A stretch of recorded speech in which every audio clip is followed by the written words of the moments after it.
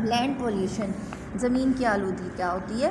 Farmer grow crops to supply the food that people need. ठीक है, अब ये किसान जो हैं ये काम तो कर रहे हैं, पौधे उगा रहे हैं, पत्ते फसलें बना रहे हैं, हमारे लिए खुराक बना रहे हैं। If more and more crops are grown on the same land, अगर उसी पे ज़मीन पर बहुत ज़्यादा तादाद में साल ब साल बार बार बार बार बार बार वही पौधे उगाए जाएंगे, the plant use up the important material minerals in the soil, तो प्लांट जो है वो सारे मिनरल ज़मीन से चूस लेंगे, खींच लेंगे, इस्तेमाल कर लेंगे। And no more plant can grow in the soil, फिर उसकी ज़मीन जो है वो ऐसी नहीं रहती कि वो फिर उसमें और पौधे उगा सकें या और फसलें उगा सकें। Animal feed on grass and small plants. ठीक है, ग्रास पर बहुत सारे पौधे और जानवर जो हैं वो अपनी खुराक इस्तेमाल करते हैं। Sometimes they eat all the grass, कुछ बाज़ औक़ात जो है वो सारी खुराक को वो खा जाते हैं। No grass is left in the hold of the soil, मिट्टी को होल्ड करने के लिए कोई भी खुराक घास जो है वो बाकी नहीं बचती। The soil can easily be blow away by wind, और फिर उसके बाद जो है मिट्टी जो है वो हवा के ज़रिए उड़ जाती है, और swept away by rain water, या फिर रेन वाटर के ज़रिए बह जाती है।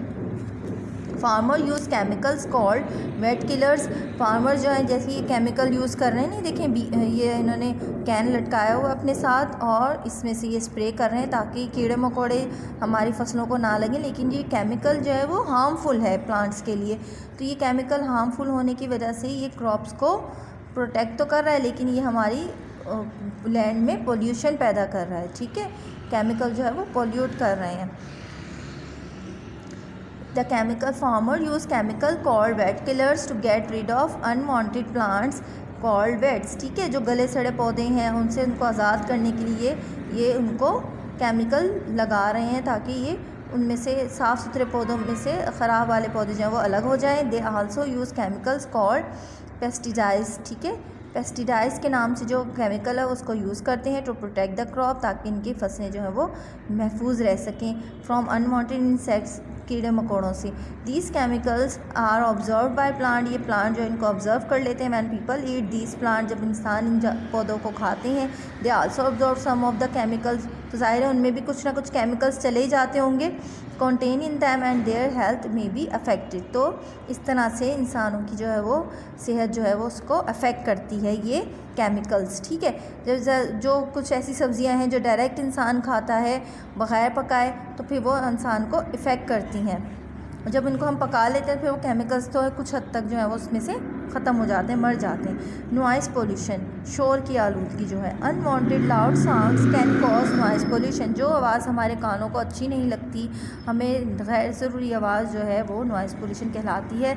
Use of pressure horns, cars, motorcycles, rickshaws without silencer creates noise pollution और नोट्स। ठीक है, जैसे गाड़ियों के, ट्रकों के, रिक्शाओं के, मोटरसाइकिलों के जो हॉर्न्स हैं जो बहुत ज़्यादा तादाद में बहुत अजीब अजीब से आपने noise pollution. Unwanted loud sound can cause noise pollution, जो आपके कानों को ज़रूरत ना हो, अच्छी ना लगे, बहुत बुरी लगती है आवाज़, कुछ बहुत ऊंची आवाज़ें, तो वो नॉइज़ पोल्यूशन कहलाती हैं। ठीक है, आवाज़ की आलूदगी कहलाती हैं। यूज़ ऑफ प्रेशर हॉर्न्स, ऐसे हॉर्न्स जो कि कार्स, मोटरसाइकिलों, rickshaws without silencer create noise pollution on the roads. ठीक है, गाड़ियों के हॉर्न्स वगैरह होते हैं, ट्रकों में बड़े बड़े हॉर्न लगे हुए होते हैं, गाड़ियों में अजीबोगरीब हॉर्न आजकल लोग लगा रहे हैं, तो वो जो है हमारी माहौल को जो है आलूदा कर रहे हैं, नॉइज़ फैला रहे हैं, शोर फैला रहे हैं।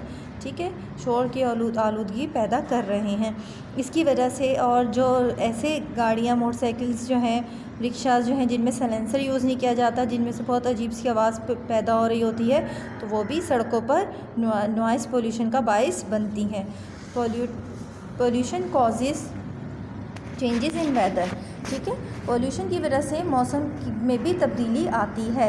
The ozone layer of the atmosphere protect the earth from the harmful ultraviolet rays of the sun, सूरज से निकलने वाली अल्ट्रा वायलेट रेज़ होती हैं, कुछ ऐसी हार्मफुल रेज़ होती हैं जो हमारी ज़मीन को नुकसान पहुंचा सकती हैं। उसके लिए हमारी ज़मीन के इर्द गिर्द ऐसी एटमॉस्फेयर में लेयर है जिसका नाम है ओजोन लेयर। ठीक है, ये ओजोन लेयर जो है उसको अफेक्ट कर रहे हैं पोल्यूशन, जो हमारी ज़मीन पर पोल्यूशन होती जा रही है वो इस लेयर को ख़त्म करती जा रही है, ख़राब करती जा रही है, जिसकी वजह से सन की जो अल्ट्रा वायलेट नुकसानदेह रेज़ हैं वो ज़मीन तक पहुँच रही हैं और फिर वो इंसान को ये नुकसानदेह हैं। ठीक है, है। Air pollute due to the CFCs is making the ozone layer thinner is some places, ठीक है, कुछ जगहों पर इसने ओजोन लेयर को बहुत पतला कर दिया है। More of the sun's energy is reaching the earth's atmosphere, तो इस तरह से सन की जो तवानाई है वो ज़मीन तक पहुंच रही है। As a result the world is getting warmer, जिसकी वजह से दुनिया जो है वो गर्म से गर्मतर होती जा रही है।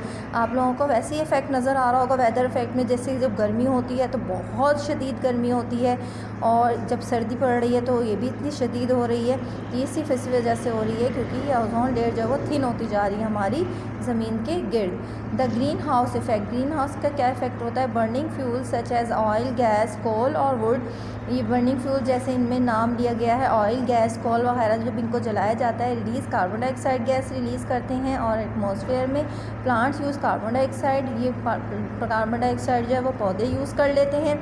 सो व्हेन द ट्रीज़, जब ये दरख्तों को काट दिया जाता है, the amount of carbon dioxide as in the air increases, ठीक है। अब जब कार्बन डाइऑक्साइड को यूज़ करने के लिए पौधे ही नहीं रहेंगे तो वो कार्बन डाइऑक्साइड कहाँ जाएगी? वो हवा में शामिल हो जाएगी।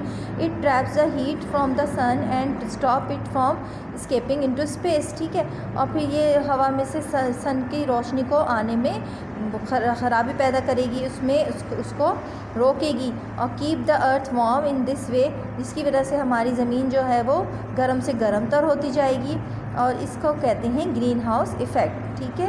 If the earth atmosphere become much more, जब हमारे ज़मीनी माहौल जो है वो गर्म से गर्म होता जाएगा, the ice cap of the poles of the will being it melt, ठीक है। तो पहाड़ों पर जो टॉप पर जो बर्फ़ है वो भी मेल्ट होती जाएगी, और जो ज़्यादा से ज़्यादा मेल्ट हो जाएगी तो आपके सी लेवल जो है वो भर जाएंगे, और फिर सैलाबी कैफियत हो जाएगी, जो कि सैलाबी पानी जो है वो फिर कस्बों और शहरों की तरह और खेतों को ले डूबेगा, ठीक है।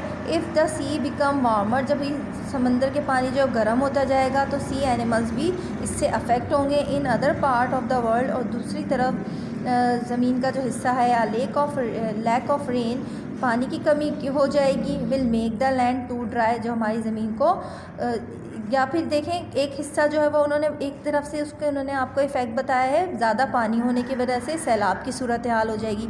और ऐसी जगह है जहाँ पे बहुत ज़्यादा गर्मी हो जाएगी तो वहाँ पर बारिशों की कमी हो जाएगी, पौधे ना होने की वजह से। जब बारिशों की कमी होगी तो ज़मीन जो है वो खुश्क और बिल्कुल बंजर हो जाएगी, और उस पर वहाँ पर ज़िंदगी गुजारना नामुमकिन हो जाएगा।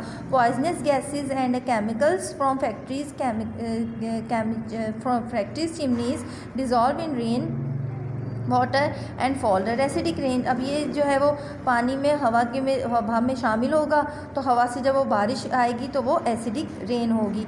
दिस रेन डैमेजेस क्रॉप, ये डैमेज जो रेन है जो डैमेज कर देगी हमारे क्रॉप्स को, एंड डिस्ट्रॉय, हमारे पौधों को ख़राब करेगी, ख़त्म कर देगी और हमें नुकसानदेह साबित होगी। When acid rain fall in river lakes पे, तो फिर ये पानी को भी आलूदा करेगी और उसमें रहने वाले पौधे और जानवरों को भी नुकसान पहुंचाएगी एसिडिक रेन, ठीक है। हाउ टू कंट्रोल पोल्यूशन, अब हम इस पोल्यूशन को कंट्रोल कैसे कर सकते हैं? We can control pollution in the following ways, कुछ ऐसे तरीके हैं जिनसे हम इनको कंट्रोल कर सकते हैं। Tree should not be cut down, गैर ज़रूरी दरख्तों को ना काटा जाए। न्यू ट्री शुड प्लांटेड, नए दरख्त लगाए जाएँ। Crop should not be spray, गैर ज़रूरी स्प्रे ना किया जाए पौधों को, ठीक है, जो कि ज़्यादा करने से हार्मफुल साबित होगा। Funds from the chimneys and factories should be filter, ठीक है, इनको लाजमी फ़िल्टर किया जाए, जो धुआं वगैरह जो भाप वगैरह हमारी फैक्ट्रियों के चिमनियों से निकल रही है या इंजन से निकल रही है। Waste material should be recycle where possible, जैसा पॉसिबल हो सके अपने वेस्ट मटेरियल को रिसाइकिल कर लिया जाए, उसको दोबारा से इस्तेमाल में लाया जाए।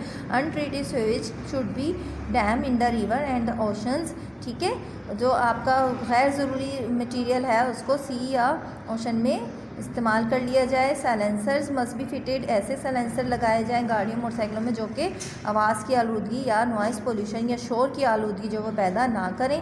Music should not be played loudly, गाना जो है वो बहुत ऊंची आवाज़ में ना सुना जाए। Loud speaker should not be use unnecessary, loud speaker का इस्तेमाल सिर्फ ज़रूरत के वक्त किया जाए, गैर ज़रूरी उसका इस्तेमाल ना किया जाए। डिसअपियरिंग लाइफ, ठीक है, कि लाइफ को जो है वो किस तरह से डिसअपियर कर रहे हैं, हम लोग ख़त्म कर रहे हैं। Some animals are killed for food and some wild animals are killed for their fur and some are just kill for fun, ठीक है। कुछ जानवर जो हैं वो खुराक की वजह से मर जाते हैं, कुछ को जंगली जानवर खा जाते हैं, कुछ जो हैं वो पोल्यूशन की वजह से ख़त्म हो रहे हैं, जैसे कि पोल्यूटेड एयर है, वाटर है या सॉइल है। Human destroy the places where plants and animal, इंसान जो है वो इन सब चीज़ों को ख़त्म कर रहा है जहाँ पर जानवर पौधे रहते हैं, दरख्त काट कर, क्योंकि दरख्तों पर भी बहुत सारे घोंसले बनाते हैं परिंदे, तो उन दरख्तों को काट दिया जाता है, तो बेचारे वो परिंदे कहाँ रहेंगे जाकर।